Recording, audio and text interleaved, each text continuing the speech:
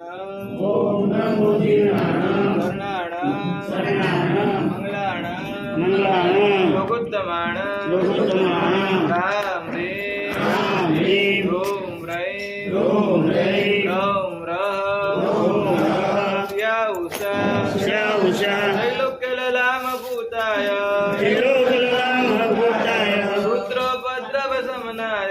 शूद्रोपद्रव शमनाय अर्हते नमः स्वाहा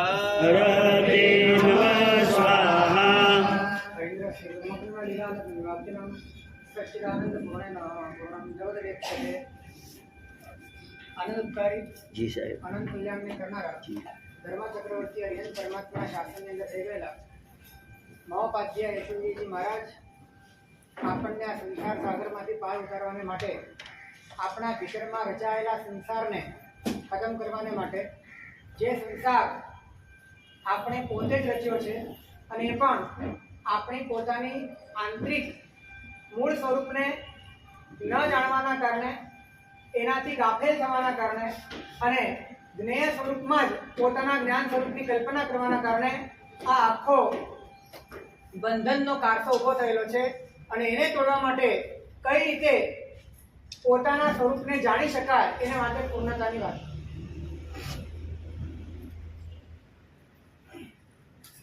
જ્ઞાનમાં જ્ઞેય છે,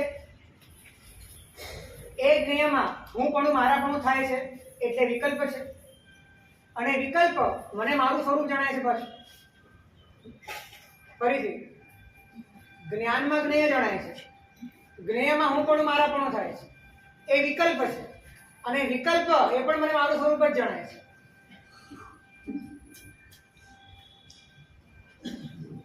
એટલે ચોરી ઉપર સીનાચોર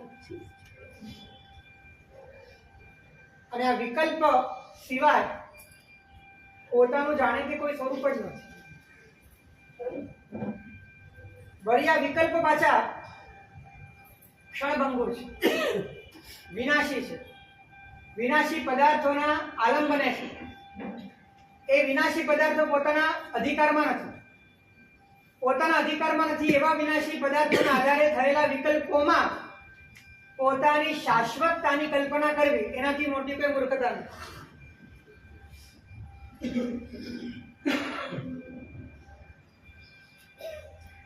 તમારી પાસે અત્યારે જે જીવન છે એ જીવન વિકલ્પ સિવાય શું છે? તમે જેને પોતાનું એક્ઝિસ્ટન્સ માનો છો, એક્ઝિસ્ટન્સ વિકલ્પ સિવાય શું છે? અને વિકલ્પ બધા જ જ્ઞેયાધીન છે અને જ્ઞેય પાછું તમને આધીન છે નહીં. એટલે સંપૂર્ણ પરાધીન એવું આપણું આંતરિક અનુભવનું જગત છે. અને જ્યાં સુધી અનુભવ પોતે જ પરાધીન હોય ત્યાં સુધી ડગલે ને પગલે વિષયોની પરાધીનતા રહેવા. જ્યારે અનુભવ સ્વાધીન હોય ત્યારે જ વિષયોની પરાધીનતા છો. એટલે જ્ઞાનીઓ અનુભવની સ્વાધીનતા ઉપર આટલો બધો ભાર મૂકે છે.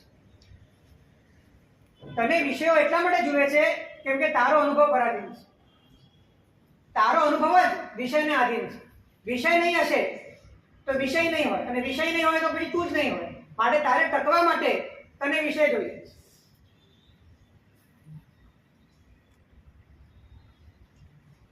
એટલે અનુભવની પરાધીનતા એ સંસારનું બીજ છે, એ જ અશુદ્ધતા છે, એ જ પર પરિણતિ છે, એ જ મિથ્યાત્વ છે.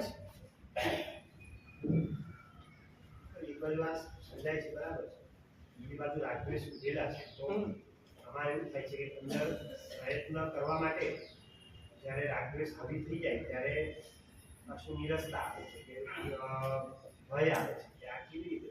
રાગદ્વેષ તો રહેવાના, પણ તમે રાગદ્વેષ માટે તમારો ઇન્ટરેસ્ટ એ અંતરથી કેટલો કપાય છે, ઓછો થાય છે, તૂટે છે, ખૂટે છે, મટે છે, ઘટે છે, એની ઉપર તમારી સાધનાનો ક્યાસ નીકળે છે. રાગદ્વેષ તો રહેવાના જ, પણ એ રાગદ્વેષને તમે કેટલો એન્ટરટેન કરો છો, એને તમે કેટલા પંપાળો છો, કેટલા તમે સ્વીકારો છો, કેટલા તમે પ્રવેશવા દો છો, તમે માં કેટલા ઘૂસો છો, એના આધારે નક્કી થાય કે તમારી અંતર્મુખતા કેટલી છે. જો તમને પરમાત્મા તત્વ સ્પર્શી ગયું, ભાવી ગયું, ફાવી ગયું, ગમી ગયું અને એ ત્રપટનો ઢળાવ છે, તો આવેલા રાગદ્વેષ પણ એને તમે મોઢું નહીં આપો, એને તમે દાદ નહીં આપો અને આવીને નીકળી જશે ખરી પડશે. કારણ કે પરમ સુખ સ્વરૂપ એવા પોતાના અસ્તિત્વની અંદર જ્યારે અભિમુખતા છે, એમાં જ્યારે સ્પર્શના છે, એમાં જ્યારે સ્થિરતા છે, ત્યારે ઉદયને વશ આવેલા રાગદ્વેષ એને ઉપયોગનું પીઠબળ જ નથી મળતું, એને ઉપયોગનો ખોરાક જ નથી મળતો, એને ઉપયોગનો સપોર્ટ જ નથી મળતો. રાગદ્વેષની સમસ્ત શક્તિ તમારા ઉપયોગના કારણે છે, એટલું ધ્યાન રાખજો. હવે જ્યારે તમારો જ ઉપયોગ રાગદ્વેષને ન મળે, હજી ઉપયોગ અનુભવમાં ઉપયોગ હજી રુચિમાં છે, રુચિ ચાલુ થઈ જે અનુભવ સુધી તો ગયા નથી, તો રુચિના બળે પણ રાગ દ્વેષની અરુચિ થાય. વિતરાગ તત્વની રુચિના બળે પણ ભલે અત્યારે અનુભવ નથી પ્રગટ થયો, પણ એના પ્રત્યે વૈરાગ્ય, એના પ્રત્યે અસાધ્યનું ભાન, એના પ્રત્યે દુઃખદાયિતાનું ભાન, એની ક્ષણિકતા, એની ભિન્નતા, એની કટુતા, આ બધાનું પરિભાવન કરતા એનાથી વિમુખ થઈને કેવળ પરમ તત્વ તરફ સન્મુખ થવાનો પુરુષાર્થ રુચિની દશામાં પણ શક્ય છે.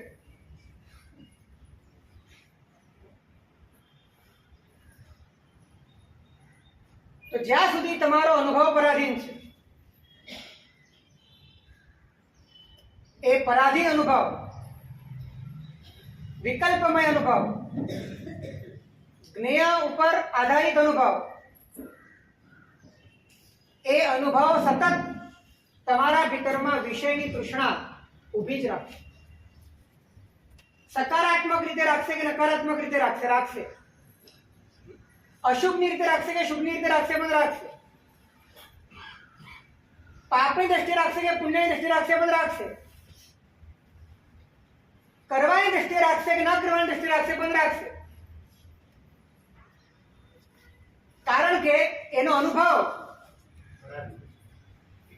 એ કોઈક ને કોઈક જ્ઞેયાકાર સાથે સંબદ્ધ છે, એની જ આઈડેન્ટિટી બનાવેલી છે. અને માટે કોઈ પણ રૂપે શુભ કે અશુભ, કરવા કે ન કરવા, પ્રવૃત્તિ કે નિવૃત્તિ, કોઈ પણ રૂપે જો પૂતગલને આધીન જ્ઞેયાકારથી પોતાનું સ્વરૂપ જળવાતું હોય તો એને કોઈ પણ રીતે વાંધો નથી.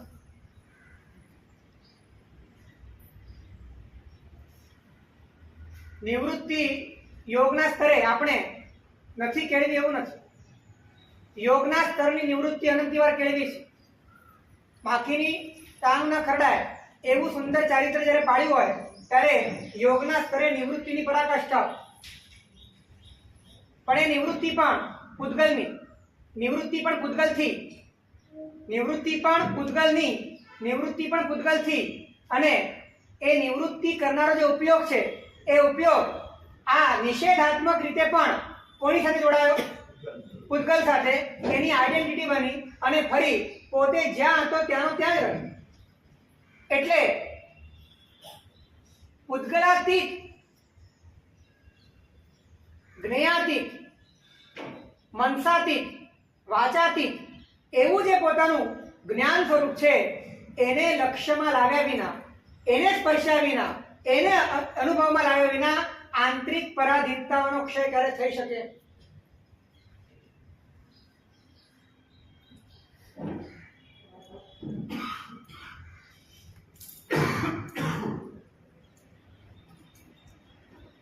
જે વ્યક્તિ કોઈ પણ રીતે બાહ્ય પદાર્થો, જ્ઞેય પદાર્થો, એના જ્ઞેયાકારો અને જ્ઞેયાકારમાં થયેલા વિકલ્પો અને વિકલ્પોના કારણે ઊભી થયેલી આઈડેન્ટિટી, એના આધારે જીવતો,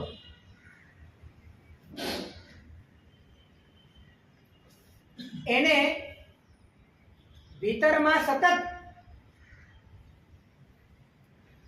બીજાના અભિપ્રાયની ગરજ રહેવાની. એને સતત ટકી રહેવા માટે, આ સ્વરૂપે ટકી રહેવા માટે ભીતરમાં ભય અને લાલચ રહેવાની. આ બાબતમાં જો એને કોઈ પોષણ આપે તો એના પ્રત્યે રતિ અને રાગ રહેવાનું.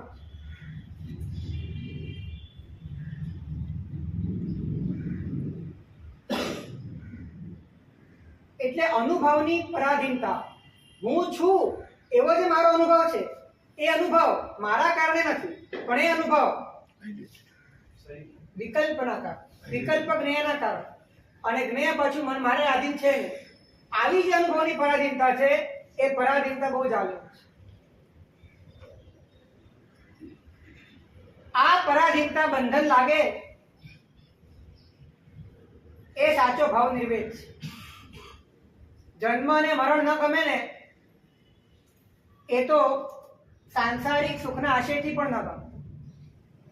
મરવું તો કોને ગમે? અને આ સંયોગોની સ્થિતિ છોડીને પાછું જન્મવું પણ કોને ગમે? અને જન્મ મરણથી નિર્વેદ એ બહુ સ્થૂળ પરિભાષા છે. ખરેખર તો ઉત્પાદ અને વ્યયવાળા એવા પોતાના જ્ઞાન વિશેષમાં પોતાના હુંપણાની અને મારાપણાની બંધનની જે સ્થિતિ છે એના પ્રત્યે અકળામણ થાય એ નિર્વેદ છે.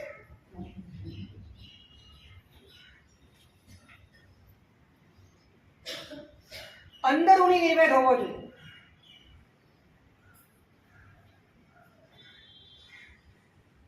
કેવળ વિકલ્પોના માધ્યમે, કેવળ પરના માધ્યમે મને મારા પોતાના અનુભવની લાચારી કરવી પડે છે અને આ ગુંગળામણ થાય એ ભાવ નિર્વેદ છે.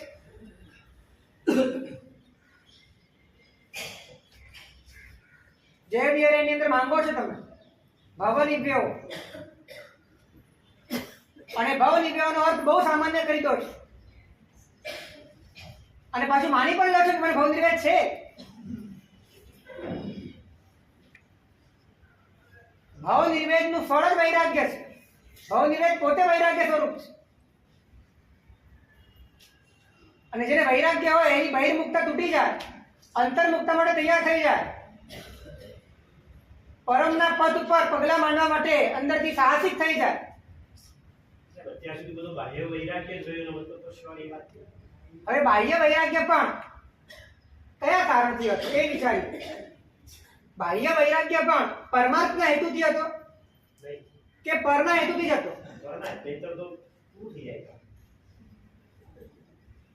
પરના હેતુથી જ બહારનો વૈરાગ્ય. એટલે બાહ્ય સુખ મળે અથવા તો બાહ્ય દુઃખ ન મળે, અથવા તો ભવિષ્યમાં બાહ્ય દુઃખથી આપણે બચી જઈએ અથવા તો ભવિષ્યમાં બાહ્ય સુખથી આપણે લાભાન્વિત થઈ જઈએ. બસ આવી બધી ગણતરીઓના કારણે કદાચ આપણા ભીતરમાં જે થોડો ઘણો વિષય પ્રત્યેનો નફરતનો ભાવ પેદા થયો એ પણ હળદરના રંગ જેવો, એને આપણે ભાવ નિર્વેદ માને.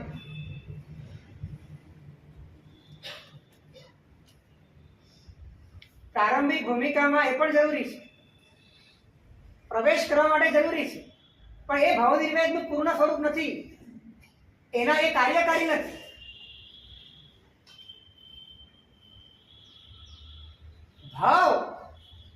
ભાવનો અર્થ જ ઉત્પત્તિ છે. ભૂભાવ ધાતુ છે એટલે ભાવ શબ્દ સાથે ઉત્પાદન અને વિનાશ બંને આવી ગયા. જન્મ મરણ લો છો ને, શરીરના જન્મ મરણ નહીં, તમારા જ્ઞાનમાં પેદા થનારા ઉત્પાદન અને વિનાશ, એની સાથેનું જ્યારે બંધન તમારું, એમાં હું પણ અને મારા પણ, એ કરવાની બુદ્ધિથી જ્યારે અંદરથી ગુંગળામણ થાય એ ભાવ નિર્વેદ છે.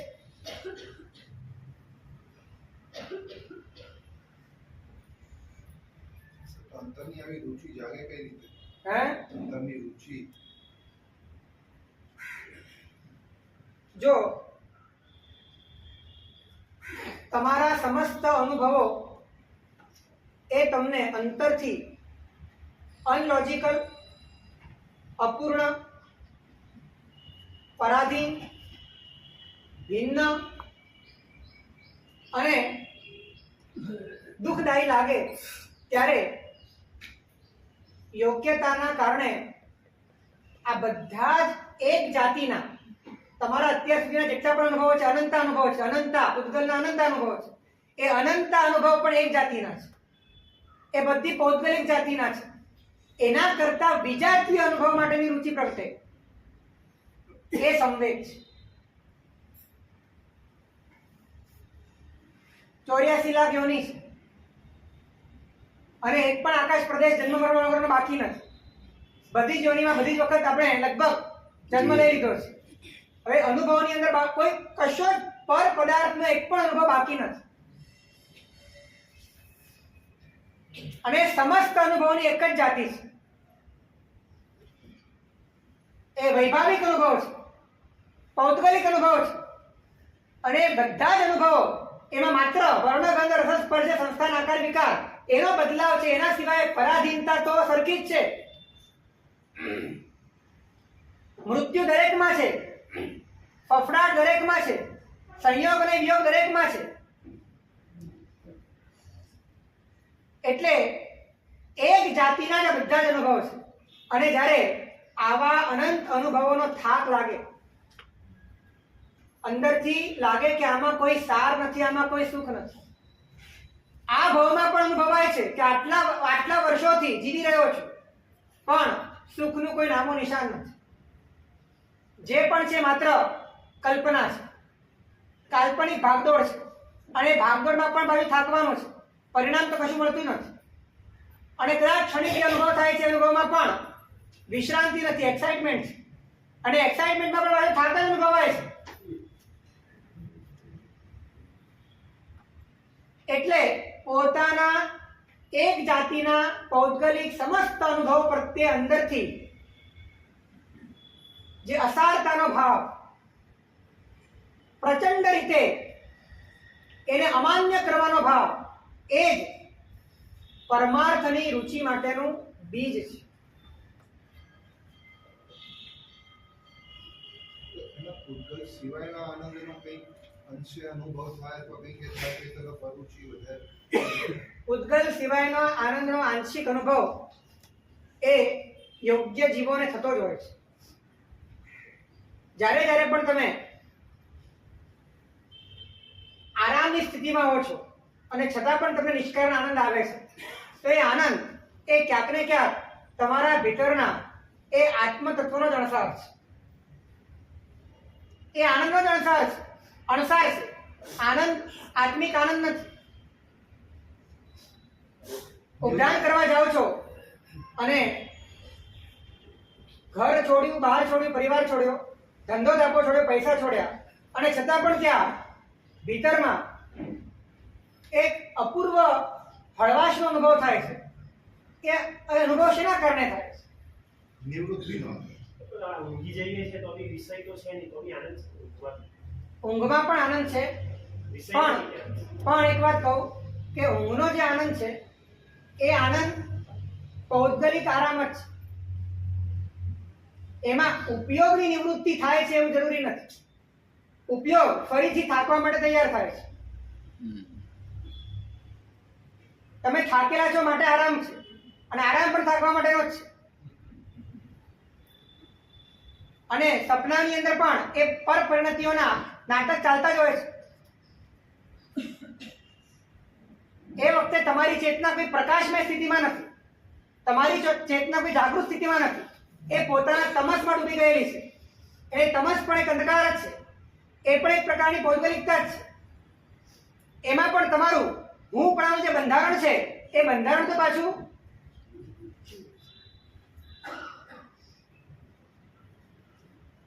એટલે ક્યાંક ને ક્યાંક જ્યારે હું પણ અને મારા પણ કરવાના સંજોગો જ નથી મળતા એવી સ્થિતિમાં પણ આપણા ભીતરમાં હળવાશનો અનુભવ થાય તો એ આપણને ક્યાંક ને ક્યાંક ઇન્ડિકેટ કરે છે કે જો આટલું છોડવામાં તને આટલું સુખ મળે છે તો આ બધું જ તારા ઉપયોગમાંથી ખરી પડે તો પરમ સુખનો ઉદય છે.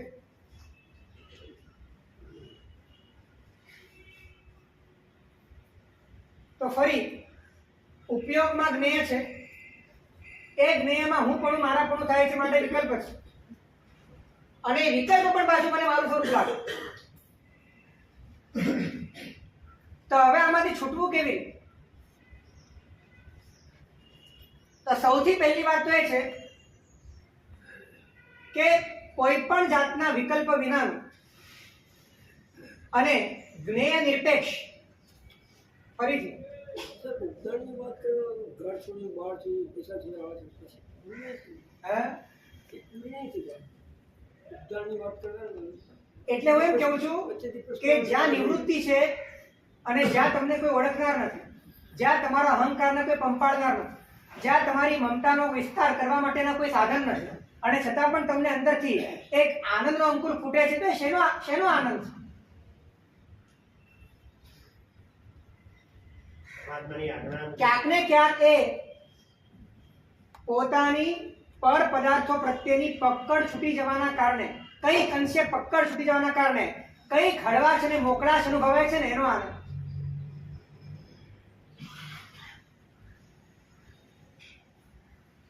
પણ એમાં પણ જો સાવધ ન રહ્યો અને પોતાની આંતરિક દિશા ના પકડાય, તો એવા આનંદને પણ કરતા ભાવમાં ફેરવવાની ભૂલ કરતા વાર નહીં લાગે. આ તો તમને એક્ઝામ્પલ આપ, અને આ એક્ઝામ્પલ પણ અધૂરા છે, કારણ કે જે વાસ્તવિક આનંદ છે ને, એની શરત જ એ છે કે તમે આ પૂરેપૂરું છોડો ને તો જ મળશે, તો જ મળશે, બાકી નહીં મળે. જબ મેં થા તબ હરી નહીં. હરી એટલે તમે પોતે, અને મેં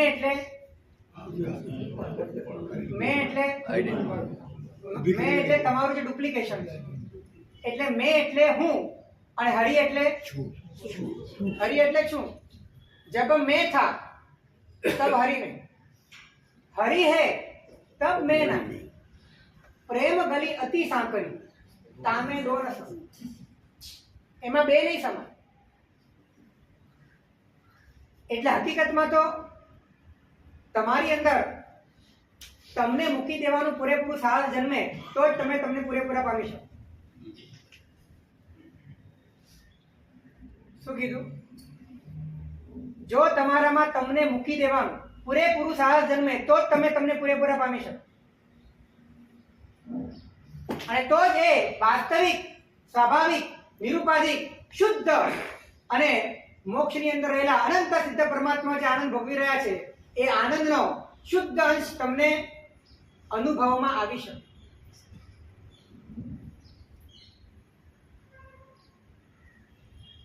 તો સૌથી પહેલી વાત,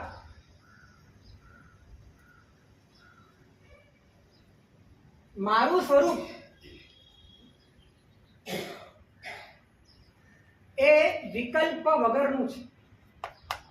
મારું જ્ઞાન સ્વરૂપ વિકલ્પ વગરનું છે. મૂળ જે અત્યારે મારા અનુભવમાં નથી, એટલે નથી અને માની લેવું એવી વાત નથી કેવી, પણ જ્ઞાનીઓના અનુભવમાં છે, અને માટે મારું પણ સ્વરૂપ આવું જ હોવું જોઈએ. માટે મારે એને શ્રદ્ધાથી માન્ય કરવા.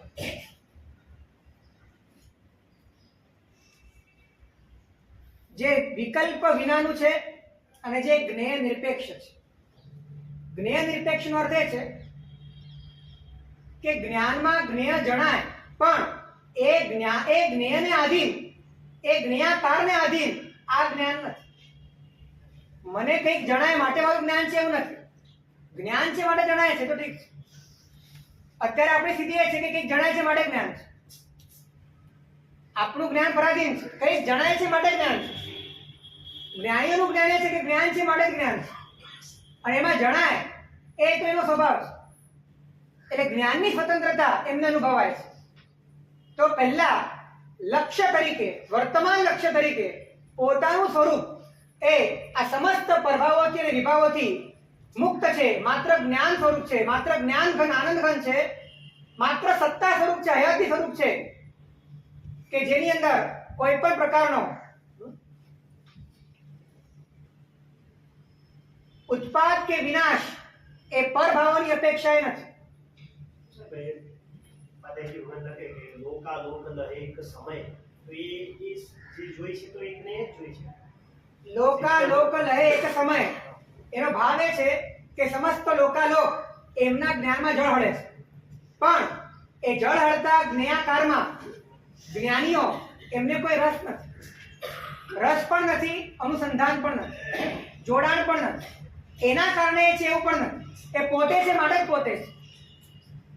જ્યારે આપણી સ્થિતિ એ છે કે આપણે કંઈક જાણીએ છીએ માટે આપણે છે. જો આપણે કંઈ ન જાણતા હોઈએ ને તો કદાચ આપણને એમ લાગે કે આપણે છીએ કે,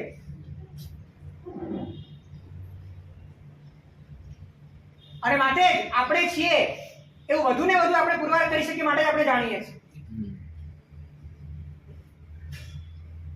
આપણી જાણવાની જિજ્ઞાસાનું બીજ અહંકાર છે, અને અહંકાર પણ જ્ઞાનમાં રહેલા જ્ઞાનને આધીન છે. જ્ઞાનને આધીન હોય એને અહંકાર ન કહેવાય, એને અનુભૂતિ કહેવાય. તો મારું જે સ્વરૂપ છે એ જ્ઞાનીઓના અનુભવથી અને જ્ઞાનીઓના વચનથી સમજાય છે કે મારા મૂળ સ્વરૂપમાં આવી કોઈ પરાધીનતા છે નહીં. એ ઉદ્ગલથી, વર્ણથી, ગંધથી, રસથી, સ્પર્શથી, આકારથી, કોઈ પણ પ્રકારના જ્ઞેયના બંધનથી, કોઈ પણ પ્રકારના લાગણીઓના પરિવેશથી સંપૂર્ણપણે મુક્ત કેવળ જ્ઞાન સ્વભાવી આત્મા છે. આવું લક્ષ્યમાં, વર્તમાન લક્ષ્યમાં પ્રતિષ્ઠિત થવું છે.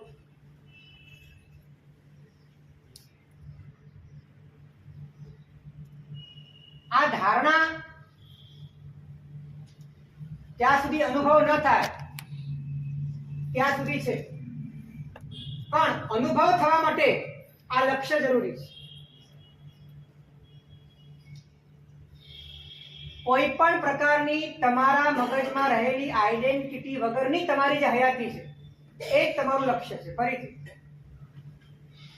કોઈ પણ જાતની તમારા મનમાં, તમારી લાગણીઓમાં, તમારા સંવેદનમાં રહેલી જેટલી પણ આઈડેન્ટિટીઓ છે અત્યારની, એ બધાને બાદ કરતા જે હયાતી તમારી બચે છે, જે હયાતી માત્ર જ્ઞાન સ્વરૂપ છે, એ જ તમારું લક્ષ્ય છે.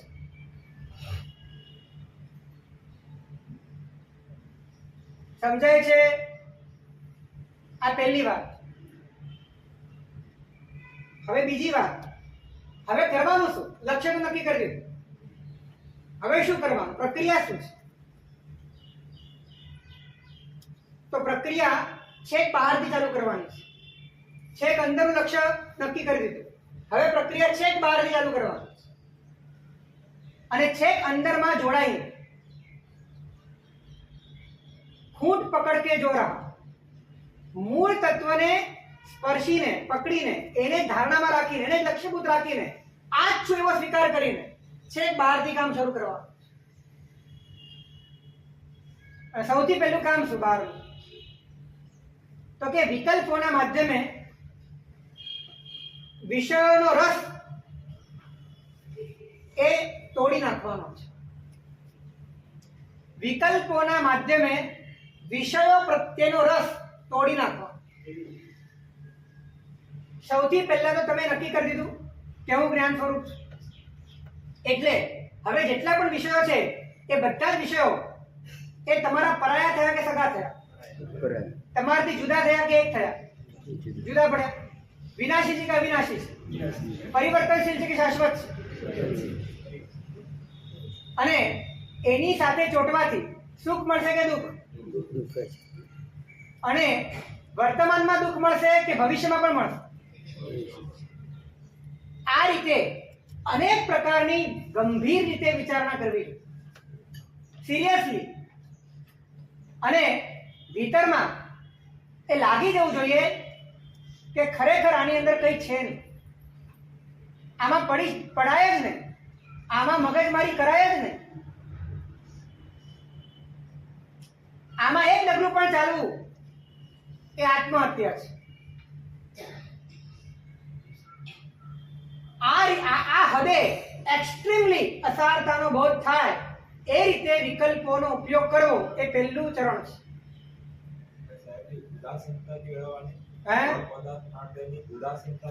ઉદાસીનતા નહીં, વૈરાગ્ય કેળવવાનું. ઉદાસીનતા છે ને અનુભવ પછીની વાત છે, અને ઉદાસીનતા કેળવાતી નથી, આવે છે. વૈરાગ્ય કેળવવાનો છે. ઉદાસીનતા, ઉદાસીનતા એટલે કે ઊંચે બેસી જવું, પોતાના સ્વરૂપની અંદર ઠરી જવું, એ ઉદાસીનતા છે. પણ ઉદાસીનતા એ સ્વરૂપના સ્પર્શ વગર આવે નહીં, અને સ્વરૂપનો સ્પર્શ કરવા માટે તમારો ઉપયોગ ફ્રી થવો જોઈએ. અત્યારે ઉપયોગ બંધાયેલો છે, તો ઉપયોગ જ્યાં જ્યાં બંધાયેલો છે ત્યાંથી એને છોડાવવો પડશે, અને છોડાવવા માટે એનું જે ટૂલ્સ છે એ વૈરાગ્ય છે.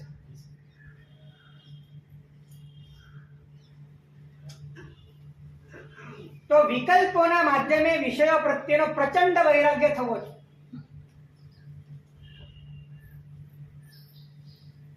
જે વિચારવાથી તમારું મન એ સંસારના પદાર્થ, સમગ્ર પદાર્થ એક જુઓ છો અને એક પદાર્થને એ રીતે મૂલવો છો કે સમસ્ત પદાર્થો પ્રત્યે વૈરાગ્ય છે. એક વિજાતીય પ્રત્યે રાગ થયો, પણ એ વિજાતીયને તમે એ રીતે જુઓ છો કે સમસ્ત વિજાતીય પ્રત્યે વૈરાગ્ય છે.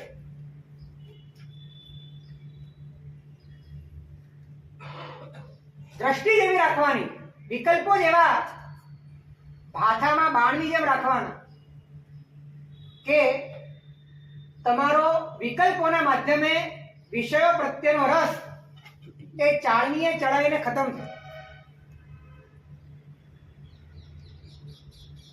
આને માટે જ 12 ભાવનાઓ છે.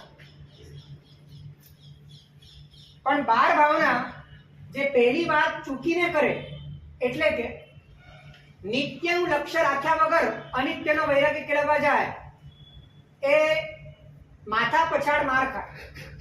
કારણ કે એને અનિત્ય તો છોડી દીધું, પણ એની પાસે હવે આશ્રયભૂત કોઈ તત્વ જ નથી, તો પાછો અનિત્યમાં જ જવા.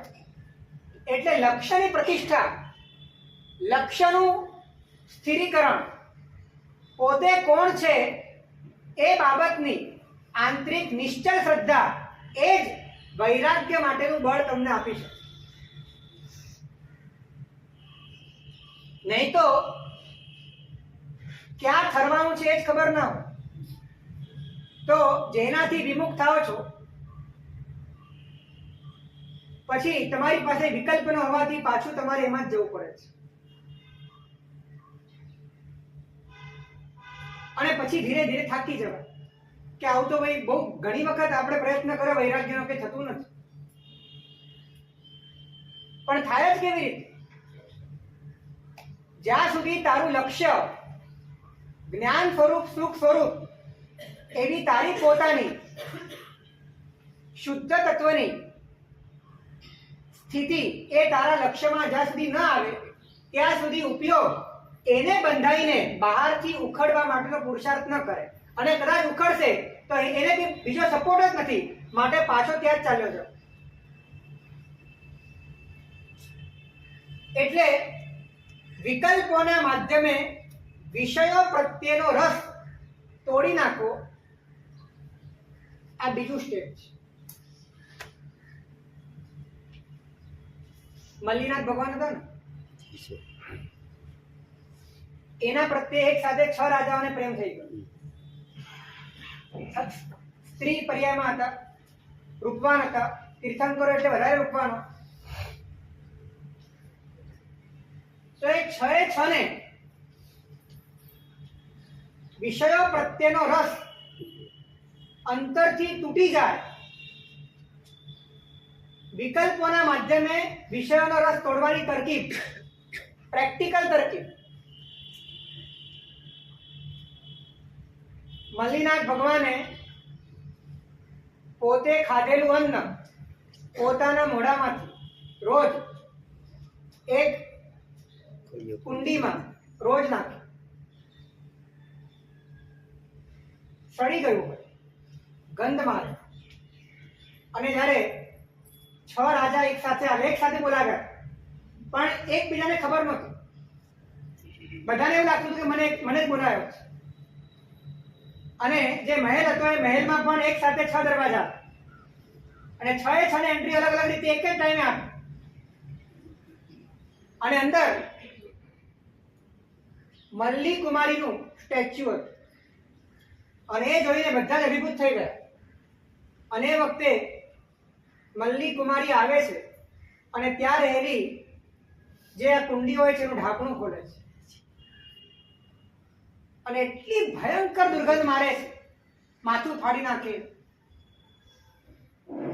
કે બધાને બહાર જવા મજબૂર થઈ જવું પડે છે.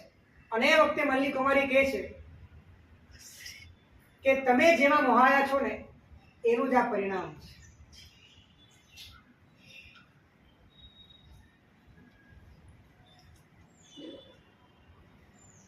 એટલે અહીંયા જ્ઞાન સ્વરૂપની કોઈ વાત નથી, પણ આ છ રાજાઓ પૂર્વભાવમાં સંકિતને પામેલા, એટલે લક્ષ્ય સાથે મૂળથી તો જોડાયેલા જ હતા.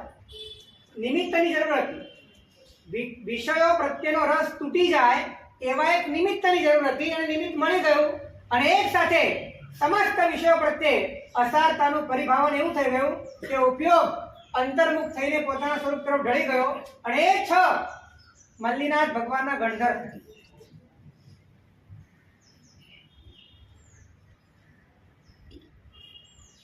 તો મારે તમને પૂછવું છે કે તમને વિકલ્પોના માધ્યમે વિષયો પ્રત્યેનો તમારો જે રુચિ છે, રસ છે, તૂટી જાય તો એ તમને કબૂલ છે? એવી વિચારણાઓ કરવામાં તમને રસ ખરો કે અંદરથી પછી ડિસ્ટર્બ થઈ જાય એવું લાગે? હે, કરવી જ કેમ છે? આવો કોણ ના પાડે છે? સાહસ કેળવ્યા વગર આ બંધનમાંથી નહીં છૂટી શકાય. હું તમને એક ગેરંટી આપું છું કે તમારી વ્યવસ્થા ખોરવાશે નહીં, પણ તમારી અવસ્થા બદલાઈ જશે. તમારી વ્યવસ્થા નહીં ખોરવાય, અવસ્થા તમારી ચોક્કસ બદલાઈ જશે. ભગવાન આ બધાને તાળી લે છે, તો પછી અમારી પાસે કેવું? હે, ચંદ્રકોશિયાને લઈ જાય છે, ચંદનમાળાને લઈ જાય છે, બધાને લઈ જાય છે. આ છ રાજાને ગણધર બનાવે. એ લોકોએ છે ને બધાએ ભગવાનને સાચા દિલથી પ્રેમ કરેલો. પ્રેમ અમે બી કરીએ, સાચા દિલનો નથી. કેમ કે જો ભગવાન ખાતર બધું છોડવાની વાત આવે જ્યારે, ત્યારે પછી તમારી પરીક્ષા થઈ જાય. ત્યારે પ્રશ્ન આવે છે કે સંસારમાં કઈ રીતે.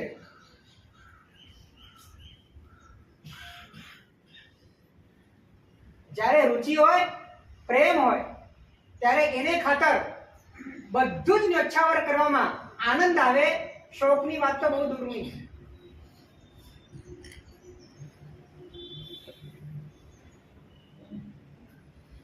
એક વાત મગજમાં ફિટ રાખજો કે જો તમને વિકલ્પોના માધ્યમે પણ વિષયોનો રસ તૂટતો હોય અને એમાં તમને ડર લાગતો હોય તો સમજવાનું કે તમારા લક્ષ્યમાં જ ખામી છે.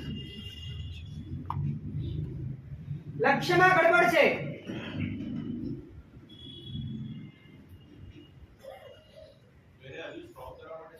હે, નિર્ણય માટે વિચાર, વિચાર માટે શ્રવણ, સ્વાધ્યાય, બીજો કોઈ ઉપાય નથી. તમારી બુદ્ધિમાં લોજિકલી બેસે અને તમારો એક પણ લોજિક ન બચે એ હદ સુધી મહાપુરુષોએ ગ્રંથોની અંદર બધી પ્રરૂપણા કરી છે. તમે કાંઈ નાનું રચના કરી શકો.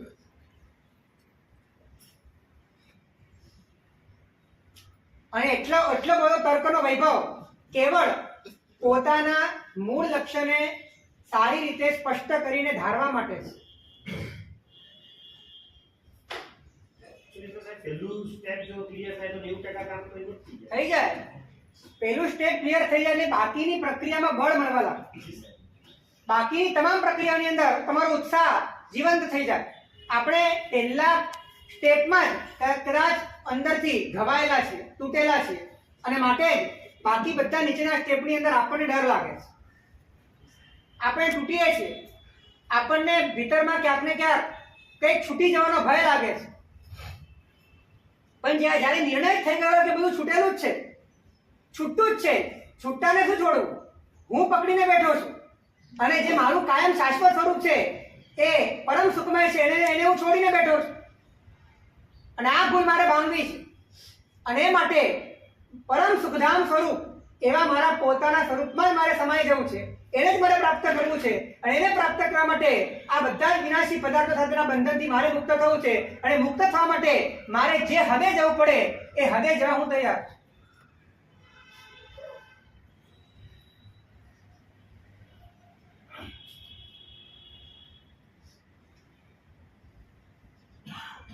શાસ્ત્રોમાં છે ને ઘણી જગ્યાએ સ્ત્રી માટેના ભયંકર દુર્ગુણો ગાયા છે.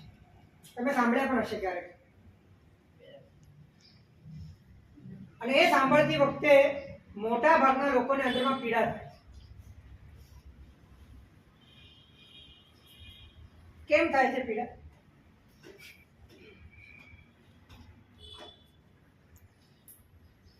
એ કોઈ દ્વેષ કરવા માટેની વાત છે જ નહીં. તમારા રાગને તોડવા માટેની વાત છે.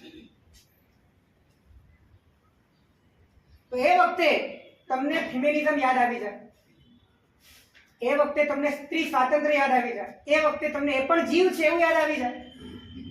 પણ એ વખતે તમારે મુખ્ય તો વૈરાગ્ય કેળવવાનો છે. તે વૈરાગ્યને સીધી રીતે ઝીલવું એ તમારા માટે એ વખતે કેમ પુષ્કળ થઈ જાય છે? રાગ દશા છે. રાગ દશા હોય. એટલે રાગ દશા ટાળવા માટેના શસ્ત્ર જ્યારે જ્ઞાનીઓ તમને આપે છે ત્યારે તમે એનો સ્વીકાર કેમ નથી કરી શકતા? હે? છોડવું જ નથી. આ દુઃખરૂપ લાગે એ તમને દુઃખરૂપ લાગે છે. ખ્યાલ આવ્યો કે? એ દુઃખરૂપ લાગે એ તમને દુઃખરૂપ લાગે છે. દુઃખ તમને સુખ જ લાગવું છે અને એ કોઈ તમને દુઃખ તરીકે ફિટ કરાવી દે તો તમને એમ લાગે છે કે આ મજા મરી ગઈ.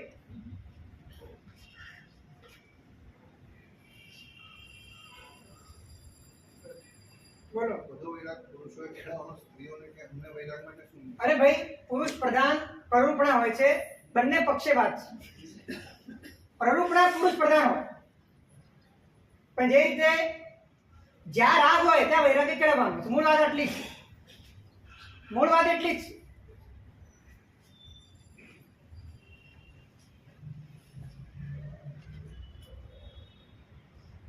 તો આપણને વિકલ્પોને તોડવા માટેની સામગ્રી મળે, વિષયો પ્રત્યેના રસને તોડવાની સામગ્રી મળે, એ સામગ્રીને આપણે હરખે હરખે વધાવીએ ને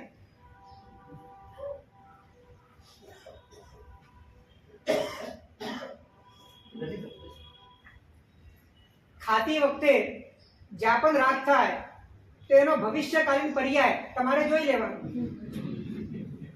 એ જોવા માત્રથી તમારા રસમાં બહુ મોટો કડાકો ત્યાં ને ત્યાં જ પડી જાય.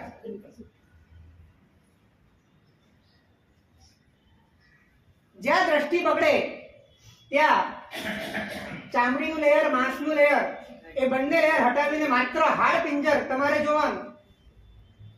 સ્વીકાર્ય છે?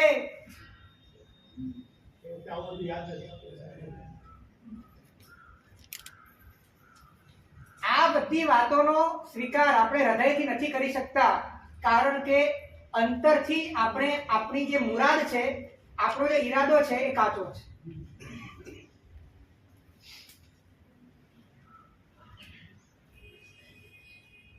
લાવણ્ય લહરી પુણ્યમ વપુષ્યતિ બાહ્ય દુઃખ ત્વત્વ દ્રષ્ટિ શ્વકાકાનામ ભક્ષમ કૃમિ કુલાકુલમ.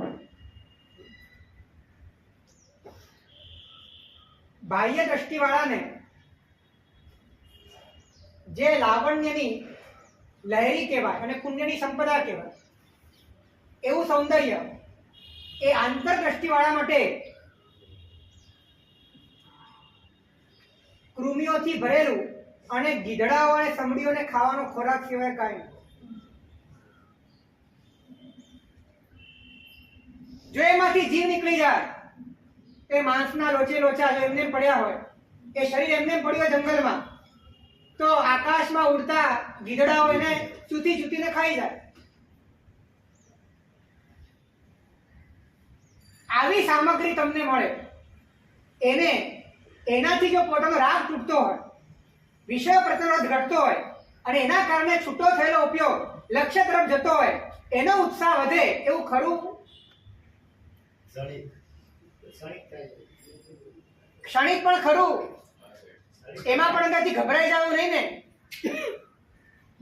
હચમચી જવું નહીં ને. ક્ષણિક એ છૂટવાના કારણે ક્ષણિક છૂટી જશે એના કારણે problem. હા, એટલે છૂટી જશે એ ભય છે ને. હા, છે એ જ વાત. સેવન કારણ પહેલી ભૂમિકા અભય અદ્વેષ અખેર. જો ભય નહીં નીકળે તમારો પરમ તત્વને માટેનો અને પરમ તત્વને પામવા માટે બાકી બધું છોડવા માટેનો, ત્યાં સુધી પહેલી ભૂમિકા પણ તમારી નથી.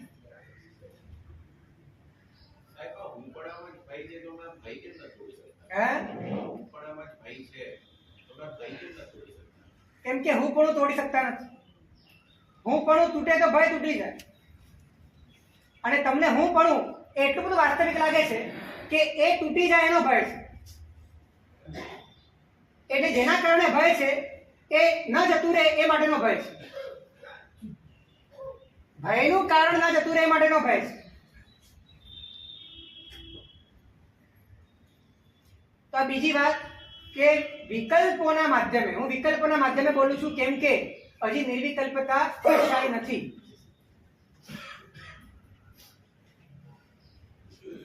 ઉપયોગને અંકે કરવાની વાત છે. ચારે બાજુ છૂટો છવાયેલો, વેરાયેલો, જકડાયેલો, ક્યાંક ને ક્યાંક ખૂણે ખાંચરે ભરાયેલો એવો જે ઉપયોગ છે એ ઉપયોગના બધા જ એ બધી શાખાઓને ચારે બાજુથી સમેટીને અંકે કરવા માટેની આ વાત છે.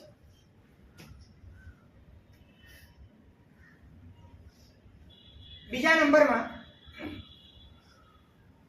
વિકલ્પોના માધ્યમે અહંકારની નિરર્થકતા સમજવાનો પ્રયત્ન કરવો. ફરીથી, વિકલ્પોના માધ્યમે અહંકારના રસને તોડવાનો પ્રયત્ન. પહેલા શું કીધું? વિકલ્પોના માધ્યમે વિષયોના રસને તોડવાનો પ્રયાસ. બીજા નંબરમાં વિકલ્પોના માધ્યમે અહંકારના રસને તોડવાનો પ્રયત્ન. વિકલ્પોથી તમે તમારી કાલ્પનિક વ્યક્તિત્વની સીમાને અને એની તુચ્છતાને સમજવાનો પ્રયત્ન. એ છે શું?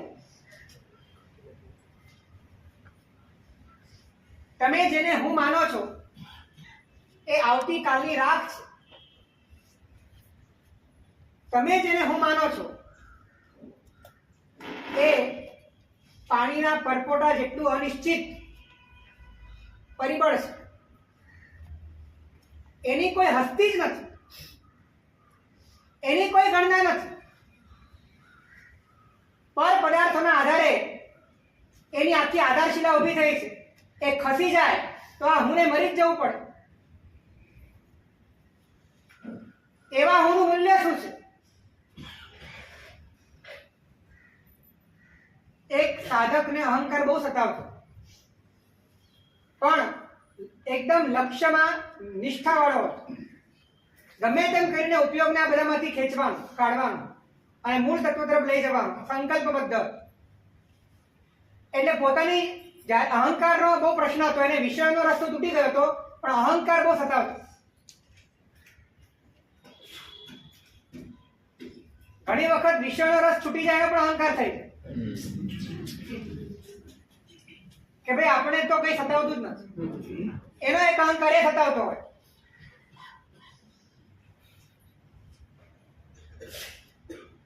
પણ જ્યારે વિષય અને વિષયને ભોગવનારી ઇન્દ્રિયો અને મન એ જ્યારે તારું સ્વરૂપ જ ન હોય તો એ તને સતાવે કે ન સતાવે એ બંને પણ તારા સ્વરૂપના. એને ગ્રહણ કરવું કે એને મૂકવું એ પણ તારા સ્વરૂપના. કેમ કે મૂકવાની શ્રેષ્ઠતા એ ત્યારે હોય કે જ્યારે ગ્રહણ કરવાની વાત. ગ્રહણ જ તારો સ્વભાવ નથી તો મોચન પણ તારો સ્વભાવ નથી. પણ એ વાત હજી સમજાતી નથી. માટે ક્યાંક ને ક્યાંક કોઈ પણ પ્રકારનો અહંકાર આવે. મદના 8 સ્થાન કીધા છે. કોઈકને રૂપથી થાય, કોઈકને લાભથી, કોઈકને લોકપ્રિયતાથી, કોઈકને શ્રુતથી, કોઈકને તપથી, કોઈકને વિદ્યાથી.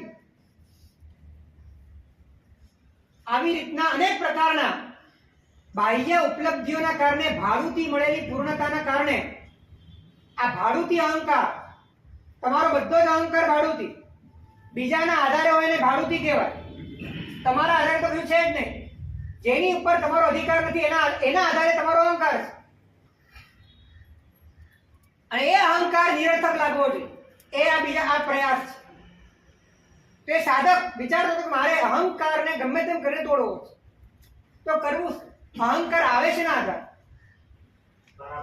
તો એને વિચાર્યું કે મારી પાસે કંઈક છે એવો મને ખ્યાલ આવે છે, માટે જ મને અહંકાર આવે. અને હકીકતમાં તો મારી પાસે છે પણ મારું તો કશું છે નહીં, અને મારી પાસે છે પણ મારા કારણે નથી. એ પણ કર્મના કારણે છે, અને કર્મ પણ મારા અધિકારમાં નથી. તમારી પાસે જે છે તમારા કર્મના કારણે. એ તમારું કર્મ તમારા કંટ્રોલમાં ખરું તો કશું પણ તમારું ખરું. તો એના કારણે તમે કંઈક ખરા.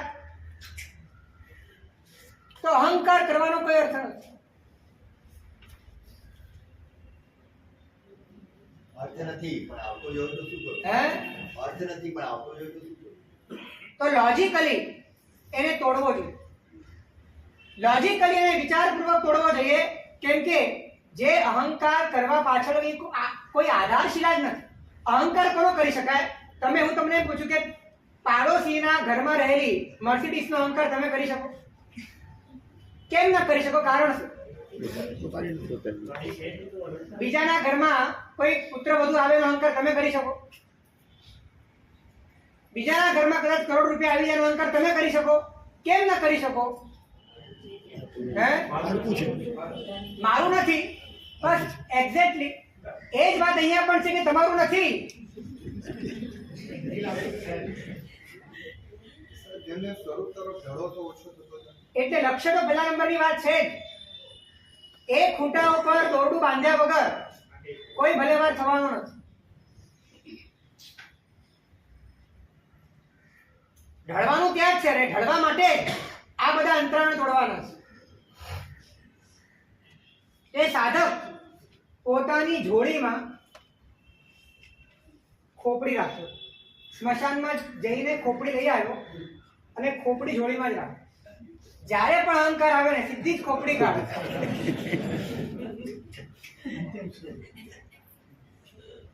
આ દશા છે અંતિમ.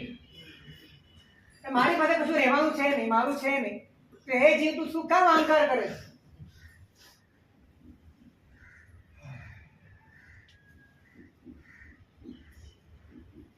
અને પહેલા તો બળતા વાર લાગતી હતી. હવે તમારી બાજી 2 મિનિટ પણ પૂરી થતી નથી. બાળવાનો ટાઈમ નથી. મોબાઈલમાં તો સ્ક્રીન સેવર તરીકે રાખવું પડે ખોપડી. જે ઉપાયથી બહિર્મુખતા ટળે એ તમામ ઉપાય આરાધના છે.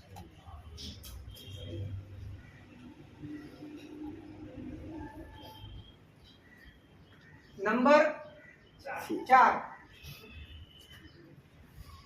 હવે વિષય અને અહંકાર આ બે માટે તો વિકલ્પો હતા. વિકલ્પો કોને માટે હતા? કાં તો વિષય માટે હતા અને કાં તો અહંકાર માટે, કાં તો હું માટે હતા અને કાં તો મારા માટે હતા. વિષય અને અહંકાર બે માટે જ વિકલ્પો હતા. હવે આ બંનેનો રસ તૂટી ગયો છે. તો હવે એમને બિલાડાના ટોપની જેમ ફૂટતા વિકલ્પો તમને નિરર્થક અને ભારરૂપ લાગે. આ ચોથી વાત. વિકલ્પોને તોડો. હવે વિકલ્પો તમારે તોડવાના નથી, પણ એ વિકલ્પો એ દુઃખરૂપ છે, એ નિરર્થક છે, એ સમજવાનું. કારણ કે ઓટોમેટિક જ થાય, પણ એ ચોથું સ્ટેપ છે. કેમ કે વિકલ્પો કોને માટે હતા? વિકલ્પોમાં રસ કેમ આવતો હતો? કેમ કે વિષયોમાં રસ હતો, કેમ કે અહંકારમાં રસ હતો. હવે અહંકાર જ એ બે બુનિયાદ છે. એ વિષયો જ ફાલતુ છે, બોગસ છે, કશું જ મારી સાથે જોડાણ થઈ શકે એમ નથી. બંને વચ્ચે સદંતર અભાવ છે. અને એ વખતે અંતરથી જ નિર્ણય થઈ ગયો છે કે આમાં પડવા જેવું નથી. ત્યારે વિકલ્પો કરવાની તમારી જે શક્તિ છે એ ધીરે ધીરે ઘટે છે. વિકલ્પો તમને નિરર્થક લાગે, એટલે વિકલ્પોની નિરર્થકતા સમજાય એ ચોથું સ્ટેપ. સૌથી પહેલું લક્ષ્ય, બીજા નંબરમાં વિકલ્પોના માધ્યમે વિષયોનો રસ તોડવો, ત્રીજા નંબરમાં વિકલ્પોના માધ્યમે અહંકારને તોડવો, અને વિષય અને અહંકાર આ બે માટે જ તો વિકલ્પો હતા. જો આ બે નીકળી જાય તો વિકલ્પ કોને માટે કરવા એ બહુ મોટો પ્રશ્ન છે. એટલે એની નિરર્થકતા સમજાય. એટલે કે એ વિકલ્પ ન હોય તો પણ ચાલે એવા પ્રકારની સ્થિતિ કેળવાતી. તો એની સાથે સાથે વિકલ્પ વગરનું મારું સ્વરૂપ છે એવું જે જ્ઞાનીનું વચન છે એનો અણસાર તમને ધીરે ધીરે બહુ સ્પષ્ટ રીતે મળતો હોય.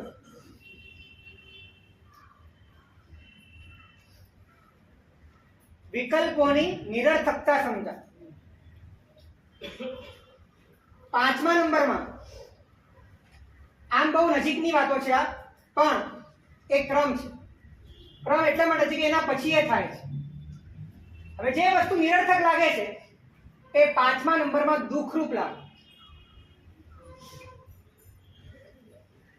કેમ કે એક તો નિરર્થક છે, હવે કશા જ કામના નથી. હવે વિચારો કરવા હવે કામને એટલા માટે નથી કેમ કે રસ જ નથી.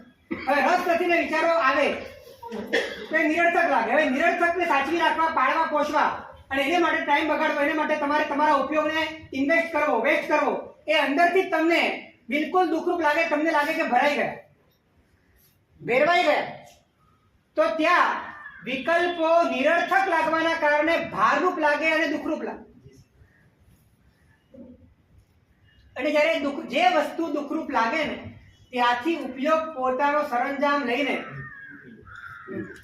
ત્યાંથી પાછો વળે. પાછું ક્યાં વળવું? તો સૌથી પહેલું સ્ટેપ એમાં નક્કી જ હતું કે મારું સ્વરૂપ જ્ઞાન સ્વરૂપ, મારું સ્વરૂપ નિર્વિકલ્પ છે, મારું સ્વરૂપ જ્ઞાનમય છે, મારું સ્વરૂપ એ માત્ર હયાતી સ્વરૂપ છે. આવું પહેલેથી જ એનો નિર્ણય હતો જ. અને ઉપયોગ હવે બધા જ માંથી છૂટો થઈ ગયો. હવે વિકલ્પો પણ એને અસાર લાગ્યા, નિરર્થક લાગ્યા, અને એ વિકલ્પો પણ હવે દુઃખરૂપ લાગ્યા. માટે ઉપયોગ હવે વિકલ્પ માટેનો પણ પ્રયાસ મૂકી દેશે અને એવો મુક્ત થયેલો ઉપયોગ પોતે પોતાના નિર્વિકલ્પ સ્વરૂપમાં પ્રવેશી જશે અને સ્વરૂપની અનુભૂતિ. રિપીટ કરશું. નંબર 1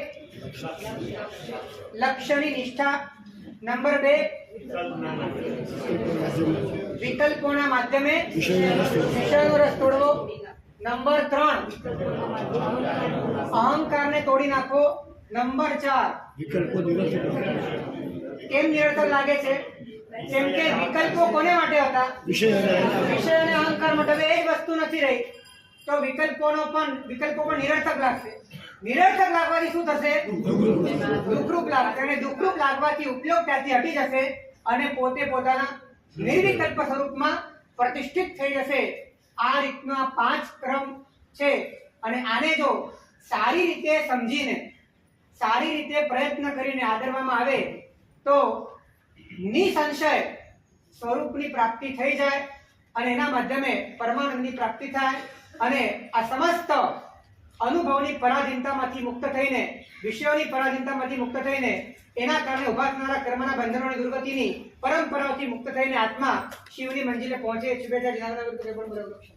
શિવમસ્તુ સર્વ જગત શિવમસ્તુ સર્વ જગત પરહિત નિરતા ભવન્તુ ભૂતગણા દોષા પ્રયાન્તુ નાશમ સર્વત્ર સુખી ભવતુ લોક.